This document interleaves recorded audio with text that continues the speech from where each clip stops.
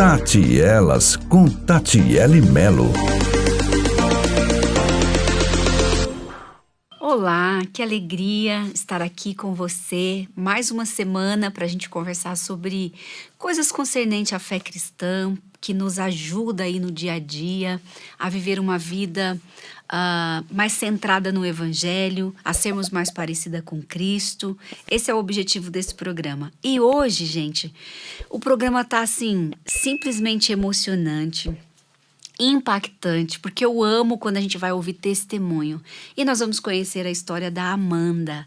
Você assistiu o programa semana passada, com certeza, né? Do livro que ela escreveu, Costurando a Modéstia no Coração. E hoje você vai conhecer um pouquinho mais da história dela, o que Deus fez e o que Deus tem feito na vida dela.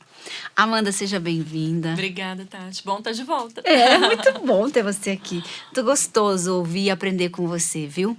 E hoje nós vamos conhecer um pouquinho mais sobre você, sobre a sua história.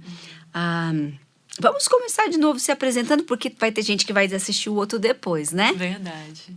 Oi, gente. Eu sou a Amanda Durham. Sou casada com o pastor Brandon. A gente mora nos Estados Unidos.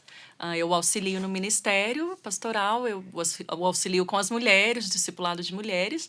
Eu sou também idealizadora do Ministério Fielmente Feminina, que é um trabalho que eu faço com mulheres brasileiras desde 2018. Sou dona de casa, amo cozinhar. Tenho formação em letras, o que me levou também ao ensino, né? Essa paixão pelo ensino. E é isso, e tudo pra glória de Deus, Tati. É mineirinha, né? É isso? Mineiríssima, uai.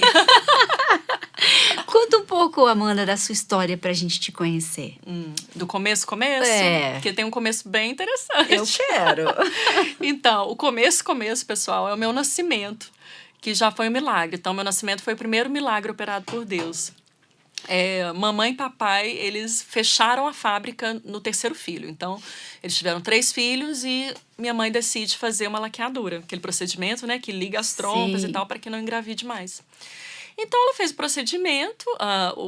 Segundo ela, o cirurgião ligou as trompas e cortou, para não ter perigo mesmo. Né? Mas não adiantou, porque Deus queria que eu viesse, né? Uau. Então, acaba que esse procedimento gerou uma inflamação que religou as trompas, gerando uma fístula, sabe, entre as trompas. Sim. E daí eu passei ali agachadinha naquela fístula, naquela inflamação. E aí mamãe engravidou e eis-me aqui, Senhor, a caçulinha de 4 irmãos. E sua família é cristã? Não, por enquanto. Assim, eles são católicos, né? Eu não fui criada em berço evangélico, ou na igreja, ou, sabe, essa coisa de falar de Deus em casa, de abrir a Bíblia. Nunca tivemos isso. Mas sim, eu fui criada com muito amor, com muito cuidado. Amo minha família, amo meus pais, amo meus irmãos. E vejo que eles estão cada vez mais abertos ao verdadeiro evangelho. E como foi quando eles viram essa transformação em você? Chocante, né? Foi chocante. É porque no início também, gente, nossa, eu era muito chata. Então, fica a dica, assim, o novo convertido, ele às vezes, ele quer que todo mundo se converta ali e agora. E aí a gente acaba enfiando goela abaixo o evangelho, né? E aí não é uma boa estratégia. Então eu queria fazer isso, né? Então no início eu chegava na casa da minha mãe e muito me incomodava aquele tanto de imagens, né? Imagem de Maria, imagem de santo. Então eu falava, mãe, eu vou quebrar esses trem tudo. Trem bem mineiro. Mãe, isso aqui é pecado, é do inferno, é do demônio. Gente, não façam isso, não é assim, né? Sim. Mas não demorou muito tempo para eu aprender que essa é uma estratégia muito errada e que, na verdade, a melhor forma de evangelizar aqueles que são próximos a mim é através das minhas atitudes mesmo, é através do amor, assim, de amando muito mais do que eu costumava amar, demonstrando esse amor, demonstrando uma vida reta, uma vida com Deus, de princípios. Então, eu tenho tentado viver dessa forma e tem sido uma bênção. Se não foi de casa, em que momento? Como você conhece o Evangelho, conhece a Cristo? Legal, Tati. Então, bom, a primeira vez que eu ouço o Evangelho foi através de uma amiga, Letícia. Vou até mandar esse vídeo para Letícia, para ela assistir. A Letícia, que era uma amiga de colégio. Então, a gente tinha ali o quê? 13, 14 anos. E eu estudei num colégio católico. E Letícia era da minha sala, e assim, uma bênção de meninas, diferente de todos. Ela era diferente de todos, tanto que, tadinha, ela sofria muito bullying na escola. A única evangélica. E muito correta. E ela foi a primeira que começou a compartilhar o evangelho. Ela plantou a sementinha do evangelho no meu coração. E é muito legal, porque anos mais tarde ela veio me contar que ela havia sido convocada pela diretoria lá do colégio, enfim, havia sido convocada para andar grudada em mim, porque eu era muito errada, sabe? Dava muito trabalho. Então, assim, Letícia, você gruda na Amanda, ajuda a Amanda, ensina a Amanda, né? Então, ela foi incumbida dessa missão de ajudar a Amanda. E aí, nessa missão, ela sempre compartilhava o evangelho, sempre me convidava para a igreja dela, eu nunca fui. Mas eu gostava dela. Sabe aquela coisa assim, eu até brinco com ela, Letícia, sabe aquela coisa de, ai, sai daqui, mas vem aqui? Era isso que eu sentia pela Letícia. Vocês são amigas até hoje? Muito. Oh. Após minha conversão, a gente se reencontrou e hoje somos, assim, melhores amigas. Que coisa Então, boa. muita coisa de Deus. Então, foi a primeira vez que eu ouço o evangelho. Tá. Mas anos mais tarde, então, em 2013... foi quando eu me converto, foi quando eu realmente sou abraçada pela graça irresistível de Jesus no Rio de Janeiro. No meio, assim, eu estava em busca de glória própria lá, daqui a pouquinho eu vou contar. Aí, no meio disso, Jesus me alcança através de uma pessoa que era o meu coach artístico. E ele é crente, então eu decido ir à igreja dele. E amo aquela igreja pelo acolhimento, pela forma como eles me acolheram. E eu lembrando, uma mulher super sensual, me vestia de forma sensual. Não temia a Deus, eu mal acreditava em Deus, pra te falar a verdade, Tati. Mas ali eu sou acolhida e me surpreendo muito com o que eu ouço, com as mensagens. Eu nunca tinha ouvido nada parecido, né? Aquelas pregações. E ali passaram-se algumas semanas e uma pregação falou muito forte no meu coração mesmo, né? Falava sobre o pecado, sobre a natureza pecaminosa, sobre a salvação em Cristo, sobre o inferno, falava sobre isso tudo. E aí ali eu me pego pensando, meu Deus, eu vou pro inferno. Se eu morrer agora, eu vou pro inferno. Deus, não. Aí vem sobre mim aquele temor, né? Aquela culpa recai sobre mim, a culpa pelo meu pecado, a culpa por tudo que eu tinha feito. Enfim, então, ali eu me arrependo dos meus pecados. Ali eu clamo pela misericórdia de Deus. Ali eu confesso, eu creio com o meu coração, confesso com a minha boca Jesus Cristo como meu Senhor e Salvador. E ali foi a minha salvação. Foi bem claro para mim. Me conta mais. Então, assim, você falou aí um pouquinho que antes você estava no meio artístico. Conta essa história. Como é que você chegou primeiro a esse... Ai, quero ser modelo, quero ser até atriz. tomar uma aguinha. Essa história. Para te contar como eu cheguei aí, eu vou ter que contar um episódio bem difícil e triste. Algo que eu comecei a compartilhar bem recentemente. Não tem muito tempo. Que é um abuso. Eu sofri um abuso aos 12 anos. É um abuso muito sério. Realmente uma violência onde ocorreu ali a perda da minha inocência. Então, eu nunca tive a chance de, por exemplo, perder a virgindade com meu marido. Que tinha sido perdida ali, nesse abuso, aos 12. E ali gerou muita confusão, muita distorção da minha imagem, da minha sexualidade. E eu era uma criança, né, Tati? Eu não tinha noção daquilo, né? E outra coisa também, na minha casa, na minha família, não se falava sobre esses assuntos. Então, assim, Amanda, vamos conversar um pouquinho aqui sobre esse assunto. Olha, você não deixa ninguém te tocar dessa forma. Olha, se tal coisa acontecer, você tem que falar pra mamãe e pro papai, não é? E, claro, eu não tô aqui culpando os meus pais, né? Se eles estiverem assistindo, não é isso. Mas é tão importante esses assuntos não serem um tabu na família, né? E então ocorre esse abuso, foi numa cidade no interior, numa noite de Réveillon, de festa, de celebração. Tem até essa simbologia, né? Porque eu tava com uma roupinha toda branca.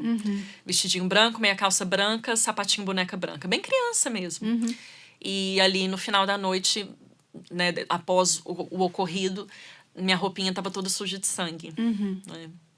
E é muito forte para mim essa simbologia, porque hoje eu penso, né, a roupa branca, manchada pelo pecado, pelo crime que foi cometido contra mim, mas aí mais tarde Jesus me veste com suas vestes brancas de salvação, né, e lava aquele pecado, lava aquele crime, aquele sangue das minhas vestes, né. Então eu gosto de pensar dessa forma, é bem redentivo para mim. Mas então ocorre esse abuso. E ali, enfim, o diabo, ele é sujo. E ele gosta, né? Ele se deleita no crime, na violência, na imoralidade. E dali, mais do que depressa, Tati, é impressionante. Eu não tinha a menor noção dessas coisas, mas foi de imediato eu senti culpa. Eu senti vergonha e culpa, como se eu fosse culpada no meu abuso. E não mesmo, né? Foi um homem, eu tinha 12, ele tinha 20. Foi um homem que me conduziu até esse lugar, que no caso foi na escadaria de uma igreja católica. Olha isso. Na pracinha principal dessa cidade. Foi ele que me conduz até lá e me abusa e, enfim, me prende, eu não consigo nem sair correndo. Então não foi culpa minha. Mas os demônios já plantaram aquilo na minha mente. Nossa, eu não posso falar pra mamãe, porque eu acho que foi muito feio isso que eu fiz. Eu nem sabia direito o que era, mas eu sabia que doía, que eu tava suja de sangue e que eu era culpada. Era isso que eu sabia. Então eu já comecei ali já começou a surgir uma Amanda que manipulava, que era dissimulada, que mentia, que aprendeu a mentir, porque eu precisava de uma desculpa muito boa pra falar pra mamãe ali, que eu não queria contar a verdade. Então ali eu falo pra minha mãe que minha menstruação tinha descido e que tinha sujado a minha roupinha, que eu tava sem a proteção, né, sem o absorvente. E minha mãe acredita, por que não, né? É uma desculpa boa, já que minha menstruação tinha chegado aos 11, então aos 12, enfim. E ficou por isso mesmo, só que dentro eu tava destruída por dentro. E aquele episódio realmente ditou a forma como eu viveria a minha vida. E estudando mais a fundo sobre esse assunto, Tati, eu percebi que a pessoa abusada, ela geralmente percorre 2 caminhos. Um é o caminho sabe, aquela coisa que a mulher se retrai completamente. Se retrai, sabe, até voz de homem é traumático. Ela não quer se relacionar com homem nenhum, não pensa em casamento, não pensa em sexo. Ela se retrai completamente. É um trauma muito grande pra ela odeia os homens. O outro caminho foi o que eu percorri, é o caminho da imoralidade, da promiscuidade, da sensualidade. Por quê? Foi despertado ali, né, algo. A minha sexualidade foi despertada de forma precoce. Não foi porque eu quis, né? Foi forçada, mas foi despertada. E mais tarde, Tati, eu venho a entender que o que eu fazia era uma busca incessante por um salvador. Sabe? Então, em cada relacionamento, eu buscava pelo meu salvador. Um homem que devolveria a minha dignidade, sabe? Um homem que me amaria, que eu me sentiria amada, sabe? Um homem que se sacrificaria por mim, um homem em quem eu poderia confiar. Eu buscava de forma inconsciente o homem de Efésios 5, né? Aquele que ama sua esposa como Cristo amou a igreja. Mas claro que eu não iria encontrar isso. A gente não encontra o homem de Efésios 5 na imoralidade sexual, na fornicação, não. O homem que quer usar o seu corpo, ele quer apenas usar o seu corpo. Ele não está pensando na sua santificação, na sua salvação, não está pensando em casamento. Só que eu não tinha nem ideia dessas coisas, né? Bom, então ali já aos 12 eu começo uma vida de promiscuidade, de vários relacionamentos, né? E de busca mesmo por essa salvação, por validação, por amor, por admiração. A minha autoestima, ela simplesmente não existia, era muito baixa, eu me sentia burra, me sentia incapaz, me sentia feia. Então eu precisava dessa afirmação dos homens. Isso ocasionou também, eu era muito ruim na escola, eu, sabe, me tornei péssima aluna, muito distraída. Esse também é uma outra característica das crianças abusadas, elas são muito desatentas na aula. E aí, certa vez eu, inclusive, tento tirar a minha própria vida. É um outro fato que eu também comecei a abrir só recentemente. Eu estava em casa, sozinha à tarde, aí eu já tinha uns 14 anos. E daí eu tomo todos os remédios que eu vejo pela frente. Eu saio abrindo os armários. Onde tinha remédio, eu tirei e tomei. Podia ser taxa preta, taxa vermelha, não importava. Tomei todos os remédios. E aí foi o segundo milagre operado por Deus na minha vida. Porque era pra eu morrer, ou pelo menos ter passado muito mal, né? Mas o máximo que aconteceu foi eu ficar muito sonolenta. Então eu dormi por 3 dias direto. E urinava verde fluorescente. Isso aí foi por muito tempo urinando verde fluorescente. Deus estava desintoxicando o meu corpo. Não foi preciso me levar para o hospital para fazer lavagem nem nada. Mas foi um milagre, porque eu tomei todos os remédios da casa, sabe? Porque era um vazio tão grande, sabe, Tati? Eu me sentia tão descontente, tão vazia, tão suja. E você estava guardando aquele fato com você? Uma depressão silenciosa surgiu por causa disso. Eu guardei... Foi um segredo guardado às 7 chaves até outro dia. Tem pouco tempo. Acho que tem uns 2 anos que eu comecei a me abrir sobre isso.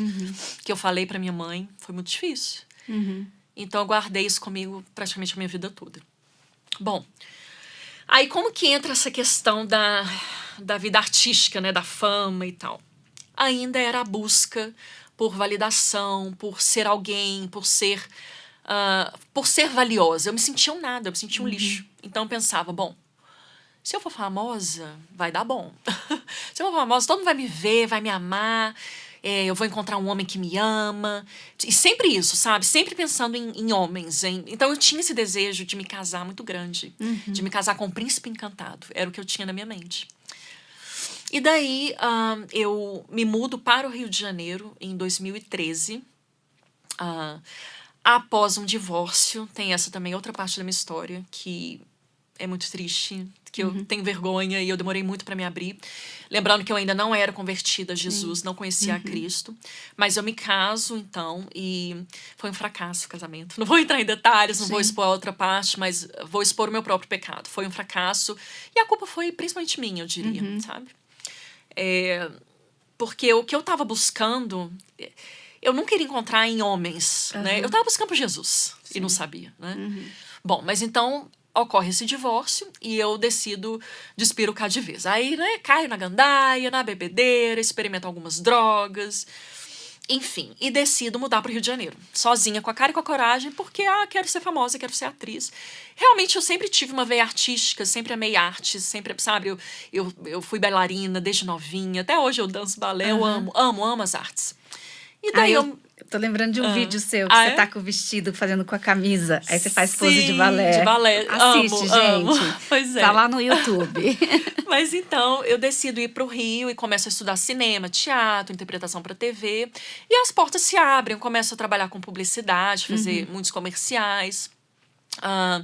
E aí, nesse meio tempo, foi quando eu decido ir à igreja desse coach, que, inclusive, era meu namorado na época. Tá vendo? Gente, eu não... Entendeu? Não podia ver homem, não, gente. Era assim, viu? Deus salvou. Qual era a sua idade aí nesse período? Ali eu já estava com 29, 30. Tá. Isso, foi quando Jesus me alcançou. E aí eu vou à igreja dele e como eu já mencionei, não vários, mas alguns sermões mais tarde, eu me converto. Sou ali convencida do meu pecado e clamo pela misericórdia de Deus e a graça de Jesus me abraça ali. Você foi mais de uma vez, é isso, Amanda? Isso. Você foi uma, fui depois mais de uma vez a essa indo. igreja, porque eu gostei muito do ambiente, eu gostei muito das pessoas, elas eram muito amáveis. Esse falar com o sermão não foi no primeiro dia, foi no decorrer. Foi no decorrer. Tá. Sim, as pregações eram sempre muito boas, mas teve um em específico que falou mais forte ao meu coração, né? Que foi aquele que me pegou. Meu Deus, eu tô indo pro inferno. Vem cá, Senhor, me salva, né? E foi muito legal, porque algumas transformações foi assim, de imediato. E é isso, né, gente? Quando a gente nasce de novo, transformações acontecem. É uma metanoia. Então, arrependimento é diferente de remorso, por exemplo. O remorso, você vai ali dar uma choradinha e pronto, vai enxugar as lágrimas e continuar sendo o que você é, fazendo as coisas que você faz. Mas quando você nasce de novo, aí não. Aí a transformação acontece de dentro para fora. Então, ali, mais do que depressa, eu já abandono a promiscuidade. Isso foi de cara. E era algo muito presente na minha vida. Já abandono de cara a vida promíscua, passo a viver uma vida de santidade nessa questão, né? E já abandono também as baladas, bebedeira, droga, nem pensar. Isso foi de imediato, Tati, assim. Pra você ter uma ideia, na época, eu trabalhava numa boate, como dançarina. E era, assim, o meu principal salário na época, para pagar minhas contas e tudo. Abandonei. Eu cheguei aí mais uma vez, mas me senti tão mal, assim, me senti enojada, sabe? Nauseada mesmo. E dali eu saio e nunca mais volto. E abro mão daquele trabalho que era o que me pagava mais naquela época. Então, essas transformações ocorreram de imediato. Mas ali eu continuo vivendo na sensualidade, eu não tinha esse entendimento, né? Então eu continuava fazendo muitos trabalhos que não glorificavam a Deus, ainda sendo já crente, mas é um processo de santificação, né? Algumas coisas demoraram mais, assim, para que eu fosse transformada, realmente. Sim.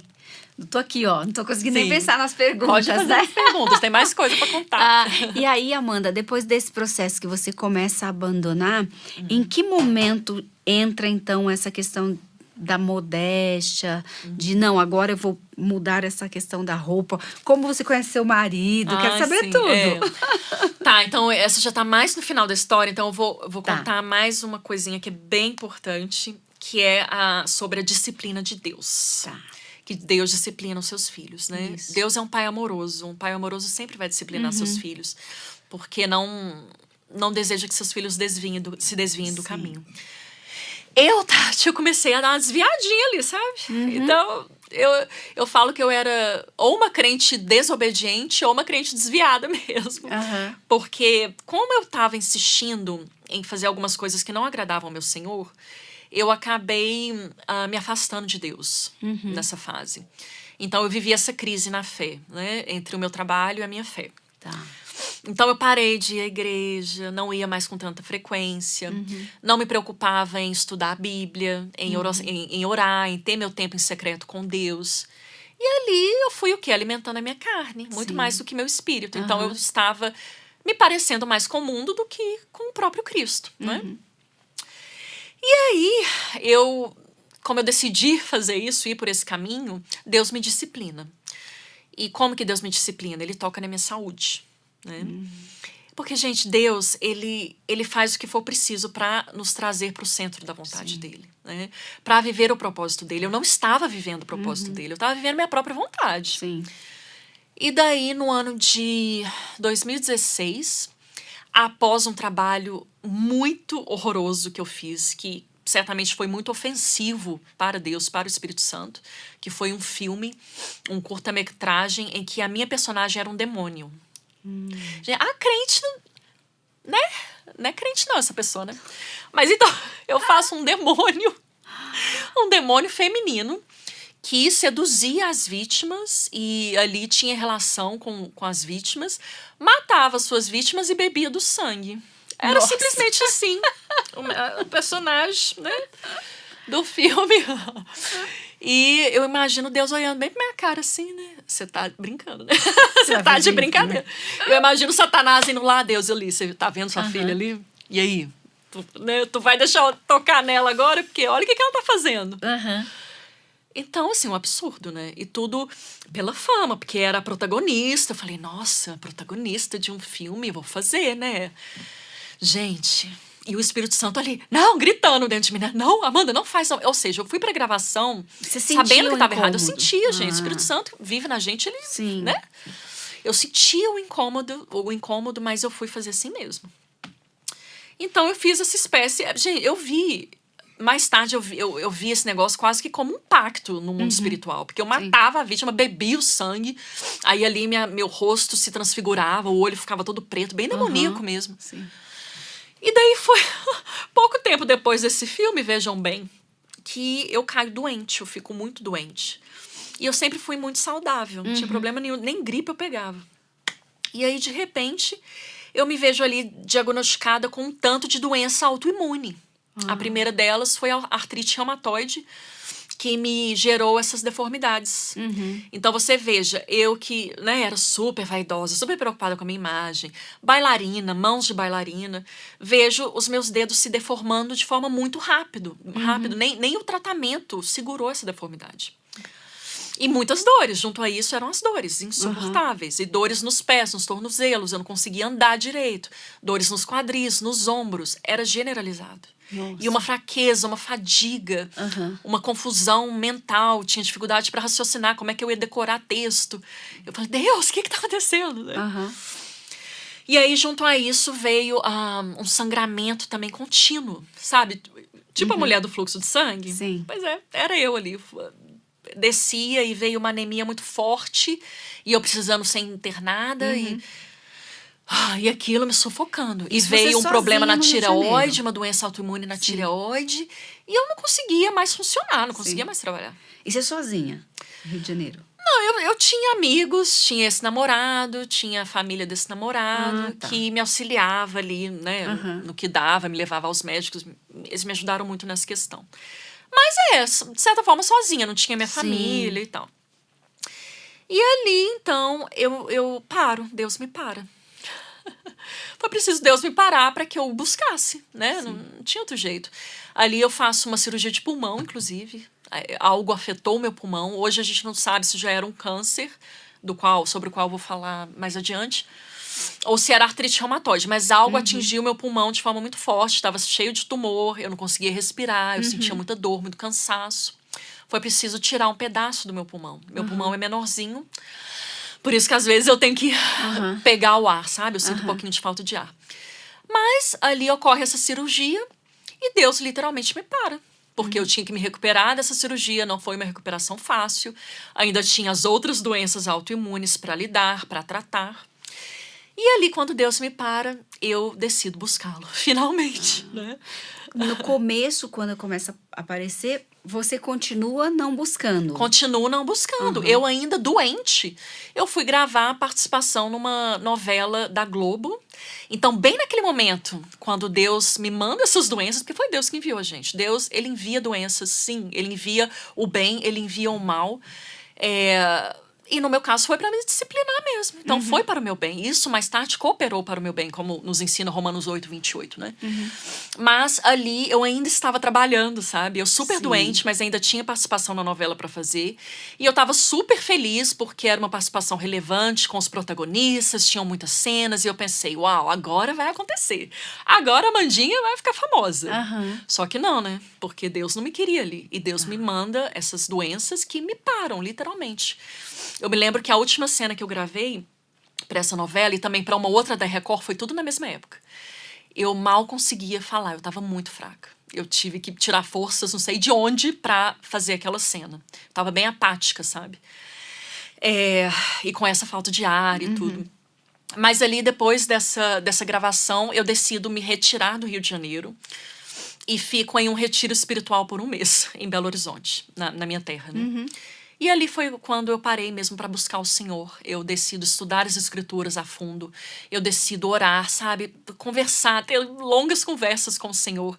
Clamar a Ele pela sua misericórdia para que me mostrasse qual era o propósito dele para minha vida, porque eu já sabia ali que não era o que eu estava fazendo. Que eu estava fora do centro da vontade dele. Sim. E aí, ali Deus, ele, sabe, tocou muito no meu coração, viu, Tati? Ali de forma bem clara, sabe? Foi muito sobrenatural mesmo, sabe? De forma bem clara, através do Espírito Santo, usando outras pessoas também, mas, sabe, através da palavra, através das minhas orações, eu fui convencida pelo Espírito Santo que Deus estava dando um basta naquela situação. Sim. Então, eu decido largar tudo em obediência ao Senhor.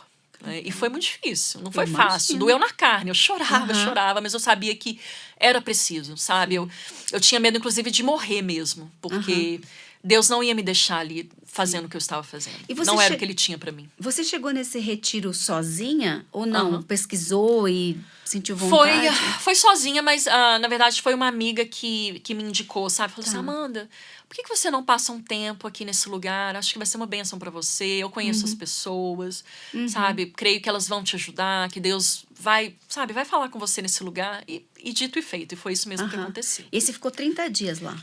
Fiquei. Era para ficar 3 dias, acabei ficando 30. E quando você sai, Amanda, o que muda? Eu saí uma nova Amanda ali. Não era mais a crentinha desviada, não. E nesse processo das doenças, que você ficou ali 30 dias, o que você sentia, assim? Hoje você tem essa convicção, foi Deus que me enviou, porque cooperou para o que eu vejo, mas ali você não conhecia esses outros capítulos da sua vida, não né? conhecia. O que você sentia? Como você lidou com tudo isso? Sentia raiva, né? Sentia raiva, sentia frustração, porque, nossa, o que está acontecendo, Deus? Foi o Senhor que abriu essas portas todas, não foi? Por que agora eu tô doente? Por que agora eu não consigo trabalhar? Eu fiquei revoltada com Deus. Sim, eu tive essa crise na fé, sabe? Mas até mesmo Jó, né? Jó foi tão atacado na saúde e, enfim, e perdeu a família. Ele mesmo teve esse momento de crise na fé, de que ele ficou realmente revoltado com o Senhor. Mas aí, ao final, ele não diz, mas agora eu o conheço não só de ouvir falar, agora os meus olhos te veem. Então, hoje eu posso dizer isso, Tati, sabe? Que assim, é tão doce a presença de Deus em meio ao sofrimento, sabe? Quando a gente decide parar de murmurar e passa a se lamentar, porque o lamento É diferente, não é um problema, né? sabe? Deus recebe o nosso lamento, como o próprio livro de Lamentações, não é? Sim. Deus recebe as lamentações de Jeremias em favor do seu povo. Mas Deus não recebeu a murmuração dos israelitas, por exemplo, né? Que estavam ali murmurando. Mas só esse maná aí que o Senhor vai mandar? Eu quero é carne. Eu quero Sim. carne. Eu quero a comida boa do Egito. Então, ali, eu tive essa fase de querer a comida boa do Egito, né? De querer a fama, de querer estar no meio ali de pessoas famosas. E eu conheci muita gente famosa. Sim. Eu tive contato com muita gente famosa, né? Com muita gente que o mundo adora e idolatra. Eu queria ser uma daquelas pessoas. Mas era totalmente incompatível com a minha fé. Sim. Então, eu senti essa raiva, mas eu te digo que foi nesse momento, quando eu decidi calar as vozes exteriores, sabe? E ouvir ao meu Senhor, foi quando essa raiva se dissipou e a paz que excede todo entendimento me abraçou, mesmo em meio ao sofrimento. E como é que você recomeça? Porque você sai do retiro decidida que então aquela vida não era para você, né? Não era pra mim, Mas era o que exatamente. você tinha, era o que você Era o que eu conhecia. E aí, como é que acontece? Sim, aí então eu decido abandonar tudo, né? Então eu saio do Rio de Janeiro, pego todas as minhas roupas, termino o namoro também. Era pra Deus requeria isso de mim, terminar o namoro. E eu me mudo para o interior de Minas, para o sul de Minas, para morar com a minha mãe e com a minha avó. Então você veja bem quão radical foi essa mudança. Eu era uma mulher independente, cheia de sonhos. E, Numa de metrópole. repente, eu largo tudo. Exato. E, de repente, eu largo tudo para morar no interior com mamãe e com vovó. Né? Sem trabalho, sem nada. E dali foi, eu diria que um dos melhores tempos da minha vida. Porque eu pude aproximar muito da minha família. Minha irmã mora também nessa cidade, meu sobrinho. Me aproximei muito deles, muito da minha mãe. Nossa, hoje eu e minha mãe somos, assim, grudadas, melhores amigas, muito próximas. E ali eu me aproximo deles. E é um tempo que eu tive realmente para buscar ao Senhor, para me envolver numa igreja. Pela primeira vez eu estava envolvida numa igreja. Queria realmente participar do corpo de Cristo, não é? Então é uma nova fase, né? Era uma nova fase que se iniciava, um novo capítulo do meu livro, que Deus já sabia, né? Deus que escreveu o nosso livro. A gente não sabe o desenrolar dos capítulos, mas Deus já sabe. Ele é soberano, Ele é o autor da nossa história. A gente só precisa se apegar ao final da história, que a gente sabe que é glorioso. Então, fixada neste final, que é glorioso, eu passei a me revestir de força, de dignidade, e realmente passei a viver uma vida que glorificava o meu Senhor, né? Claro que eu falho, eu sou pecadora, mas eu busco. Agora eu posso dizer que eu odeio o pecado, eu tenho nojo do pecado. Eu busco realmente viver em santidade, agradar o meu Senhor e viver o propósito que Ele tem para minha vida. Isso se iniciou lá no finalzinho de 2016, nessa cidade do interior chamada Nepomuceno, com a minha mamãe, minha vovó, a igreja daquela cidade. E foi assim que se iniciou. E foi quando eu conheci meu marido também. Quero saber. E aí, como é que você conhece ele? Porque ele é americano, né? Sim. Ele já era pastor, Amanda? Sim, Brandon já é pastor há uns 20 anos. Ele começou bem jovem, acredito que ele tinha 20 anos. Hoje ele tá com 43. Bom, então, uma coisa muito interessante que aconteceu foi que eu comecei a estudar inglês. Lá na casa da minha mãe, né, eu pensei, tô fazendo nada, né? Vou estudar inglês. Eu nem sabia o porquê. E eu tinha um conhecimento, assim, muito básico de inglês. Eu não conseguia me comunicar, realmente. Mas aí, do nada, eu decido estudar inglês sem nem saber o motivo. Mas Deus já sabia, né? Então, uma tia minha falou assim, Amanda, por que você não se cadastra nesse site aqui? Aí me falou o nome do site. Quem sabe você não arruma um marido? Eu falei assim, tia, né? Não tô... Acho que não, tia. Mas eu me interessei e foi exatamente pelo fato de que eu poderia treinar meu inglês. Eu queria praticar com nativos. Sim. E eu não estava realmente achando que eu ia achar meu marido nesse site, entendeu? Mas eu me cadastro por 10 dias gratuitos, não paguei. E ali eu vejo o Brandon, a fotinho dele, e leio a descrição dele. E eu fico assim, uau! Me bateu uma coisa diferente, sabe? E ali, assim, eu já tinha visto outros rapazes no site, normal, assim, não sentia nada. Mas quando eu vi o Brandon, bateu uma coisa diferente. E aí, do nada, Tati, assim, eu nem sei porquê, mas do nada eu falei com Deus assim, Deus, eu vou casar com esse homem. Do nada, eu nem tinha conversado com o Brandon ainda. Ele nem sabia da minha existência ainda. Eu vou casar com esse homem. Aí eu falo assim, Deus, olha, pode ser loucura, Deus, mas se eu não estiver muito doida... faz esse homem me chamar, me dar um oizinho, porque agora eu sou mulher virtuosa, sou crente de verdade, né? Nascida de novo, não vou correr atrás de homem, não. Mas se eu tiver certa aqui no que eu tô pensando, faz ele me dar um oizinho aqui, Senhor.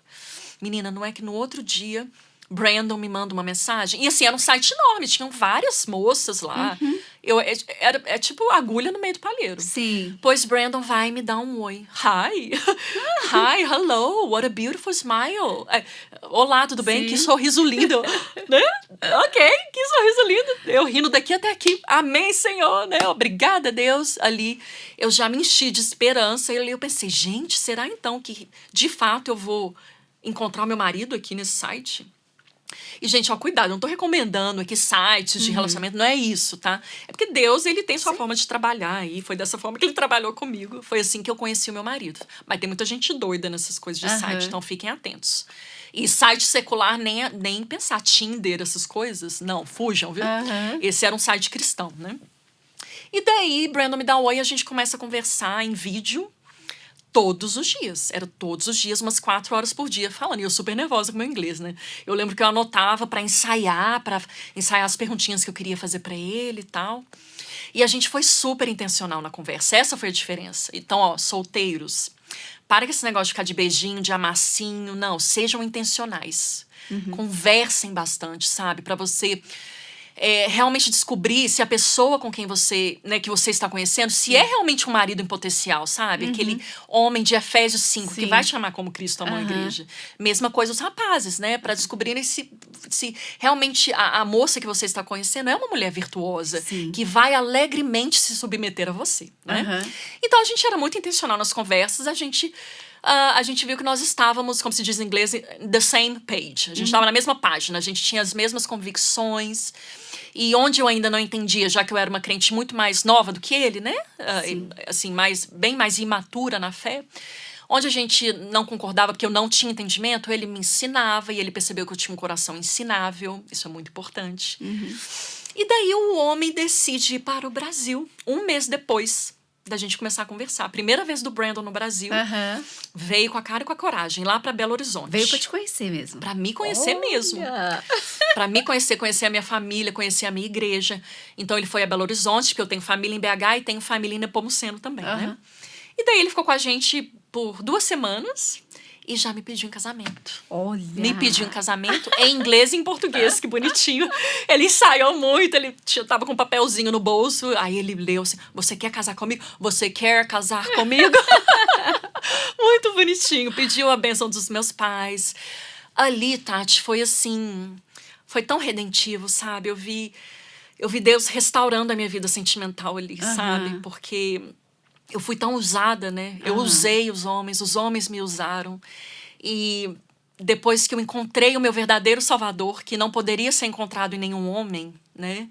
Depois que eu encontrei o homem perfeito, que é Jesus, o meu único e suficiente Salvador, aí Deus restaurou a minha vida sentimental, sabe? Às vezes eu até me emociono quando eu me lembro. Porque foi muito sofrimento nessa área, né? Foi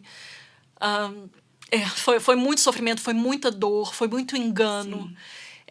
Então, Deus me envia esse homem para me redimir nessa área, né? Então, ali o Brandon, sabe, me pedindo em casamento, pedindo a bênção dos meus pais. Foi tudo tão bonitinho, foi tudo tão puro, sabe? E eu tava com 33 anos na época, Brandon com 36 já. E ali eu aceito, lógico. E ele já coloca um anelzinho no meu dedo e volta para os Estados Unidos. E 2 meses depois, o homem me volta e a gente casa. E vocês casaram aqui? A gente casou em Nepomuceno, né, no Brasil. Foi lindo, foi muito simples, mas foi muito lindo, sabe? A gente se casa no Brasil e eu já me mudo para os Estados Unidos e me caso legalmente lá. Então, nós somos legalmente casados nos Estados Unidos, né? E é isso. E vai fazer 7 anos, mês que vem, que eu estou nos Estados Unidos, casada com o amor da minha vida. E tem sido uma bênção. Preciso escrever um livro dessa história, Amanda. Está nos meus planos. Não esquece de mim, que eu quero ler. Tá bom. Agora, me conta, nesse momento que é maravilhoso ouvir isso, assim, nossa, que que Deus realmente fala ao seu coração, como tem falado ao meu, né? Que quando a gente obedece, Deus vai restaurando, né? A gente acha que não tem cura para o nosso passado, mas Jesus é o único que Sim, cura o nosso sim. passado, né? A gente semeia obediência, colhe bênção, colhe Exatamente. cura, colhe libertação. Ô, Amanda, e que momentos você é curada ou restaurada, ou talvez você consegue enxergar aquela situação do abuso diferente, ou consegue tratar isso? Em que momento acontece isso na sua vida? Olha, tem pouco tempo, na verdade. Eu diria que eu posso dizer assim que eu fui completamente liberta da culpa e da vergonha. Eu diria que tem mais ou menos 1 ano só. Foi bem recente. Você sabe? continua arrastando essa culpa e essa Não, vergonha?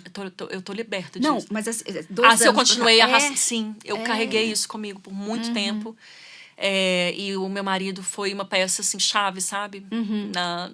De instrumento de Deus mesmo, pra minha cura. E tem isso também, gente. Quando eu conheço o Brandon, eu conto tudo pra ele. Então, ele isso sabe eu ia de tudo. perguntar. Sabe do abuso, sabe da vida Porque promíscua, até então você não sabe tinha das contado doenças. pra ninguém, né? Não tinha. Não tinha contado pra ninguém. Sim, Então, nossa. o Brandon, ele é o primeiro a saber. Para algumas pessoas do Rio de Janeiro eu já tinha contado, que eram mais próximas a mim. Mas pra minha família ainda não. Então, conto tudo pro Brandon. Era necessário, né, que ele Sim. soubesse desse meu passado. Até pra ele escolher se ele estaria disposto a casar comigo mesmo com essa bagagem. A gente Sim. tem que dar o direito, né, a Sim. pessoa de escolher. Mas... então, ele me ajudou muito nesse processo, porque o abuso, ele te afeta de várias formas, Tati. Sim. Então, de certa forma, estava afetando, inclusive na minha vida, na minha relação sexual com meu marido, na minha vida sentimental com ele, sabe? No nosso leito, né? E ele me ajudou muito nisso. Sim. Então, hoje eu posso dizer que eu tô liberta e curada. E foi quando eu comecei realmente a falar abertamente sobre isso, para ajudar realmente no processo de cura de outras mulheres. Né? E quando você casa, ele já tá no ministério, você entra direto no ministério? Como é que foi isso? Sim, quando a gente se casa, ele estava na plantação de uma igreja, numa cidade grande do Texas, em Houston. Então, eu chego já, né, dele pastoreando essa igreja. Nossa, me deu muito frio na barriga, confesso. Por vários motivos, né? A língua é diferente, a cultura é diferente. É tudo muito novo, é tudo muito novo. E ele, por muito tempo, foi um pastor solteiro. Agora é casado. E aí, como é que eu seria recebida, principalmente pelas mulheres? Então, foi difícil. Né? Mas quando a gente olha o fio de ouro, né? Porque eu tô aqui, assim, não consigo nem pensar em te fazer perguntas. Você pode ir guiando aí, porque tá bom. eu tô só absorvendo a história. A gente vê um fio de ouro, né? Como Deus preparou você para o que você faz hoje, né, Amanda? Exatamente, preparou. Porque eu também sou esposa de pastor, né? Eu falo que um dos privilégios é a gente poder participar da vida das pessoas. E com a história que você tem, você não participa só ouvindo, né? Mas Não. você participa sentindo, porque Exato. você entende o que é uma vida fora de Deus, você entende o que é uma vida de desobediência. Exatamente. Se vem mulheres que sofreram abuso, você entende o que elas estão passando, né? Sim. Quando a gente vê assim, é lindo, né? Eu sei que é doloroso. É doloroso, mas é a história lindo, redentiva né? é linda mesmo. Né? Eu não tô no lugar de espectador, eu tô dentro, dentro da história. Eu posso pegar na mão dessa mulher e falar, eu sei exatamente o que você está sentindo.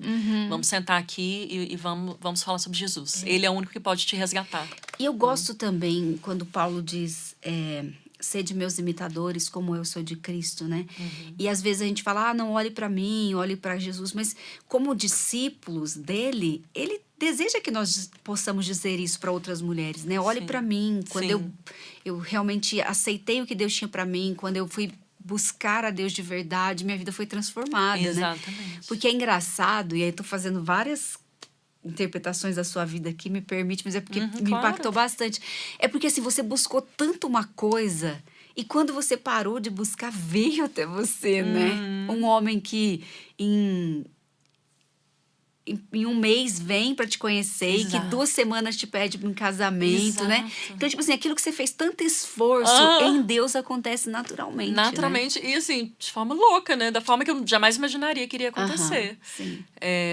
É exatamente isso, Tati. Ô, Amanda, eu assisti uma outra parte da sua história e ali fala que você não pode ter filhos. Queria sim. que você contasse isso um pouco pra gente. Sim, é um luto, né, que eu vivi.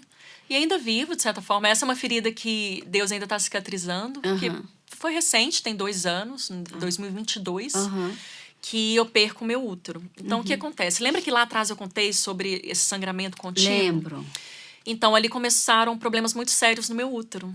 E tudo junto. Foi endometriose, adenomiose, múltiplos miomas, útero inchado.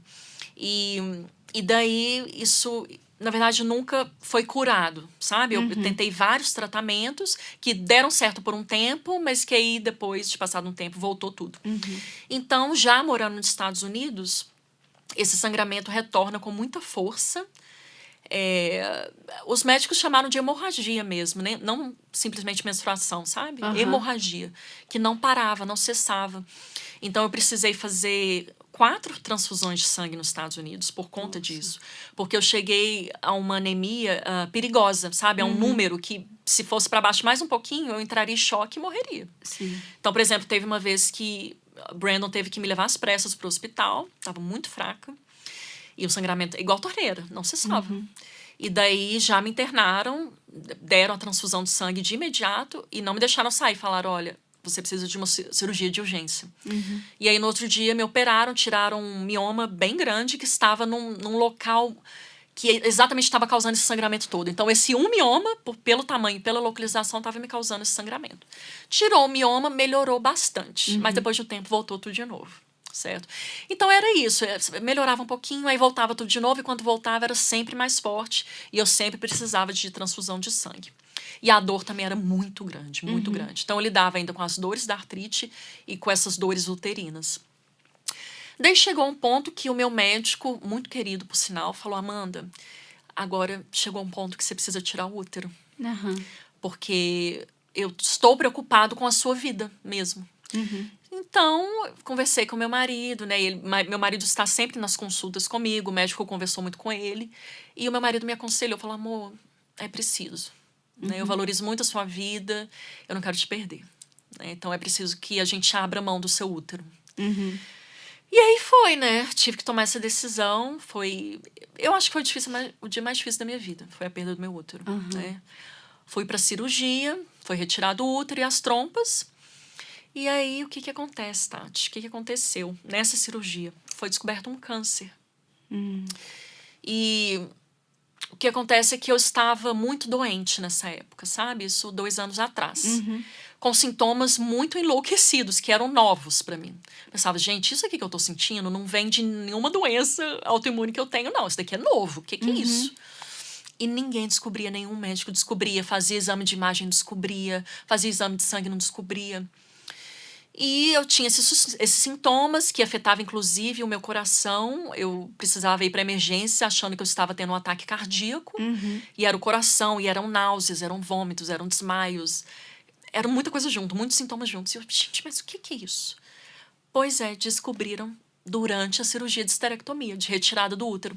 O cirurgião tirou o útero e, segundo ele, tinha esse tumorzinho grudado na parede de trás do útero, bem escondidinho. E daí ele manda pra biópsia, ainda não fala com a gente, né? Mandou pra biópsia e 1 semana mais tarde liga para o meu marido com a notícia de que era um tumor de metástase, de um câncer raro, chamado câncer neuroendócrino. Nunca tinha ouvido falar. Brandon me dá a notícia com um zoinho desse tamanho, tadinho, de tanto chorar, mas disfarçando-se, fazendo forte por mim. E ali eu penso, ok, agora é a hora então que eu vou morrer. Porque, pensa bem, você ouvindo as palavras câncer raro, câncer com metástase. Uai, eu vou morrer então, eu vou morrer, amor. E nós dois chorando, e foi muito difícil, sabe? Não tem como eu florear isso, não tem como eu romantizar, falar, ai, não, aí foi lindo. Não, eu tava apavorada. Apavorada. E eu não tava preparada para essa notícia, né? Mas o que acontece é que o Brandon ele foi muito amoroso. E ali eu me lembro que a gente foi à praia ver o pôr do sol. A gente adora ver o pôr do sol, a gente ama estar perto da natureza. E eu sempre me sinto em paz quando eu estou perto da natureza. E ali eu sentia a doce presença do Espírito Santo. Então, sim, eu estava triste, eu estava com medo, estava. Mas, ao mesmo tempo, eu sentia a paz que excede todo entendimento ali. Tanto que a gente foi até capaz de tirar uma foto, sabe? Tinha uma moça lá que ela, do nada, chegou, deixa eu tirar uma foto de vocês. E a gente, tá, pode. E aí ela tirou uma foto do pôr do sol e a gente, uma foto linda, que a gente guarda com muito carinho. Que foi no dia do meu diagnóstico. E eu muito magrinha, que eu já tinha perdido muito peso por conta desses sintomas todos. Mas na foto a gente tá sorrindo bastante, com o olhar em paz, sabe? E ali começa a minha jornada, minha outra jornada, né, Tati? 2 meses mais tarde eu volto pra mesa de cirurgia. Uma cirurgia bem maior. Tiro 20%, 20 centímetros, desculpa, do meu intestino. Ali já se sabia qual era o câncer, onde que estava o tumor primário. Estava no intestino, com outras metástases, não apenas essa no útero. E ali, nessa cirurgia, o médico tira tudo que ele enxerga. Todos os tumores visíveis ele conseguiu retirar. E 20 centímetros do intestino, não é? Então, por mais ou menos 6 meses, eu fico bem. Eu não tenho mais os sintomas. Esse câncer, ele causa muitos sintomas numa porcentagem dos pacientes. Eu estou, infelizmente, dentro dessa porcentagem. Que é chamado síndrome carcinoide. Que é o que? Esses tumores, eles secretam hormônios diversos em excesso para o seu corpo.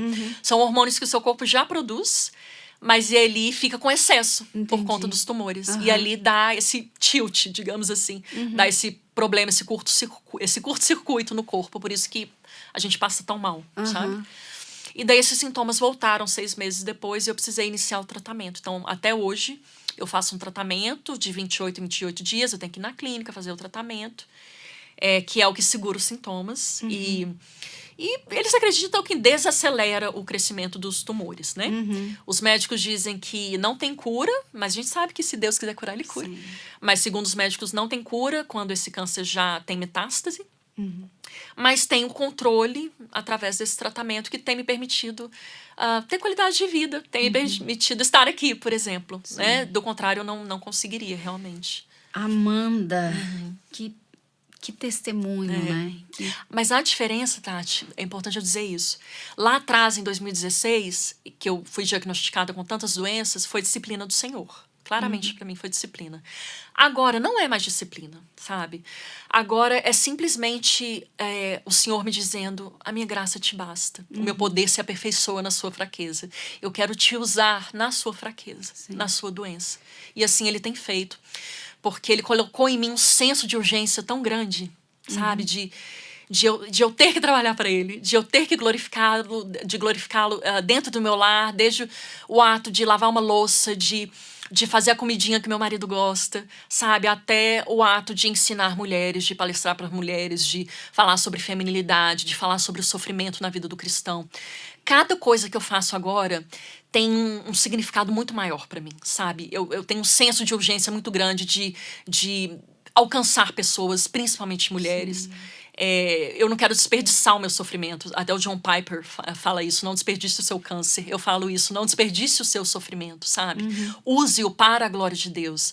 Assim como o apóstolo Paulo, né, diz que rogou 3 vezes ao Senhor, me tira esse espinho da minha carne, Senhor. Nós não sabemos o que é, mas muitos teólogos concordam que provavelmente era um problema na saúde de Paulo, né? Então era algo que visível, né? Era algo visível e era algo que provavelmente fazia Paulo se sentir inseguro, incapaz, não é? Mas ali, o que Deus diz a ele? Minha graça. Eu não vou tirar o espinho da sua carne, porque a minha graça te basta, o meu poder se aperfeiçoa na fraqueza. E aí Paulo começa a fazer o quê? A se regozijar naquele sofrimento, né? Ele se regozija nas perseguições, nos sofrimentos, e ele diz que o poder de Cristo repousa nele, por causa do sofrimento dele.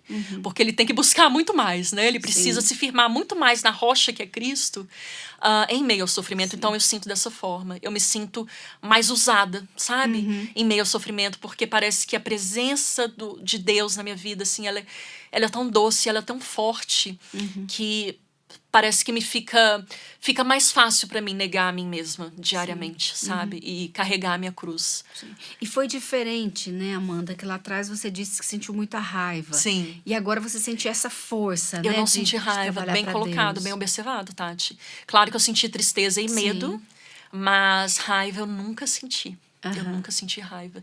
E agora, até o medo da morte se esvaiu. Eu não tenho mais medo da morte. Não tenho. Eu tive no início, mas agora, pela graça de Deus mesmo, eu não tenho mais medo da morte. Eu tenho o senso de urgência. Porque por eu encarar a morte de frente todos os dias, eu não sei se eu vou viver, né, mais 20, 30 anos ou mais um ano. Eu não sei, né? Não tem como a gente saber.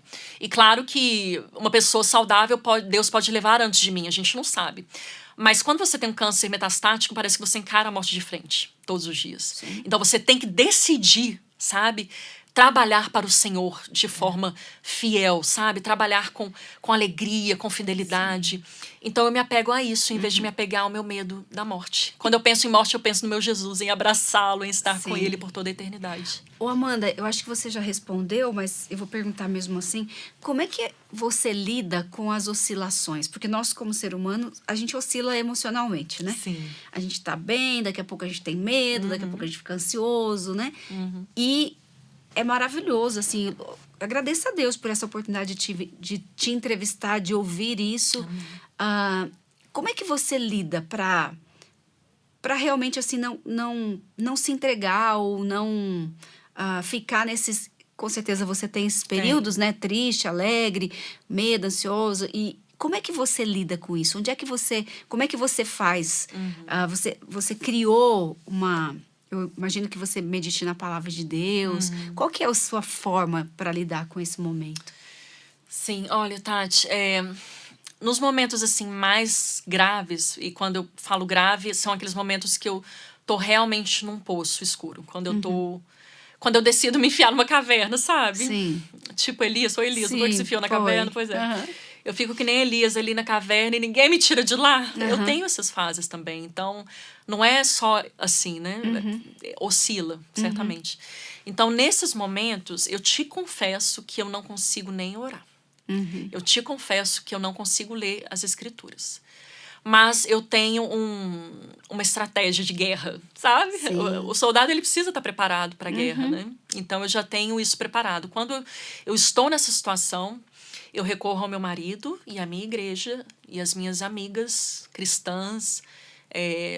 Eu recorro a essas pessoas, sabe? Eu já mando... E a maioria está aqui no Brasil, né? Eu moro nos Estados Unidos, mas a maioria dessas minhas amigas com quem eu posso contar mesmo, assim, elas estão no Brasil. Já mando WhatsApp, olha...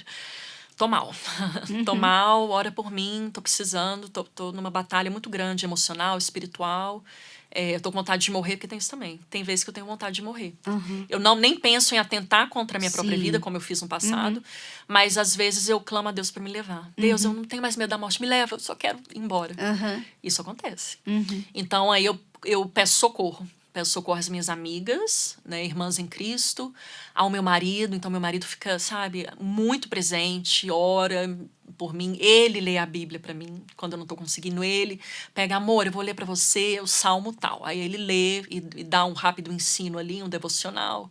Louvores, eu ligo louvor, mesmo que eu não consiga cantar, sabe? Eu consiga cantar, eu ligo louvor, eu ligo a Bíblia em áudio, coloco para ouvir. E aí eu consigo sair disso, sabe? Como Elias na caverna, né? Deus envia comida para ele através dos passarinhos. Então eu vejo essas minhas amigas, o meu marido, a igreja de Cristo, os irmãos na fé, eu vejo como esse passarinho levando a comidinha para mim. Até eu me fortalecer. Sim. E aí eu saio da caverna e volto à vida normal. E aí é leitura bíblica todas as manhãs, é cantar. Eu amo cantar, não sou boa não, mas amo louvar o meu Senhor, alto mesmo. Tô lá lavando louça, tô louvando ao meu Senhor. Né? E é isso. E estar em uma igreja, congregando em uma igreja bíblica é muito importante. Então, eu recorro realmente à minha família na fé, quando eu estou nessa situação. Amanda, escreve, por favor, o livro. Eu acho que, nossa, a gente precisa disso, né? Nós vivemos uma sociedade tão...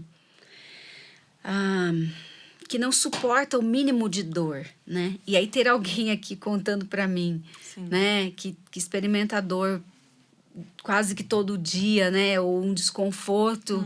E saber que tá alegre, tá gravando seus vídeos, tá nos ensinando, tá preocupado com o próximo nossa, gente, vamos por esse caminho, não vai por esse, né? Isso é maravilhoso. Eu gostaria que você deixasse... Tem alguma coisa que você queira falar que eu não perguntei ou que você não falou? Acho que a gente cobriu tudo, Tati.